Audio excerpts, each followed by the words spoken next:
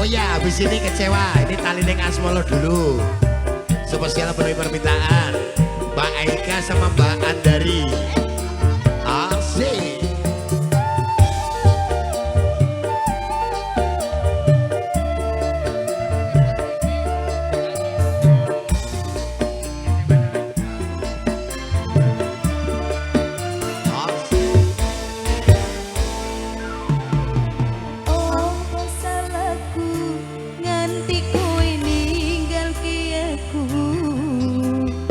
Tanpa sebab alasan dadi karepmu ikane ngati medhot ke tali ning asmara opo pancen wis ana wong wadon liya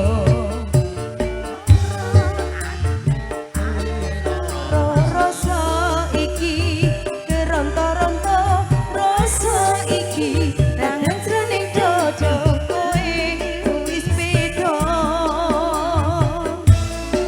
Mas Joko tumete sing iloko nganti koyo terdosa Mas Kiwur nalikane kowe ninggalke aku nelongsoku nelongso ati saya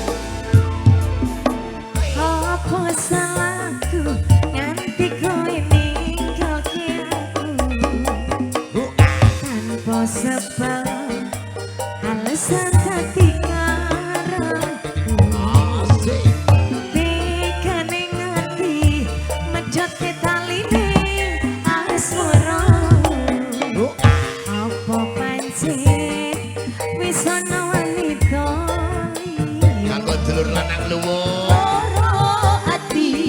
atiku loro tansah rasa keronto-ronto nangis jroning dodo kowe wis beda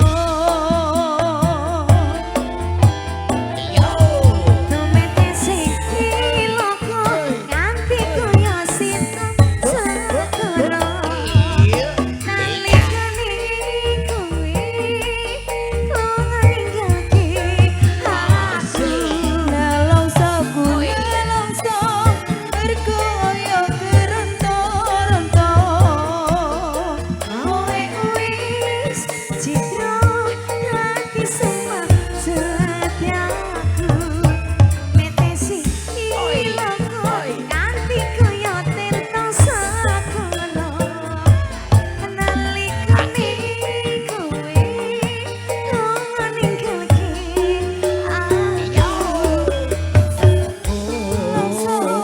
rasa ati keronto-ronto rasa kangen iki janji sumpah setiamu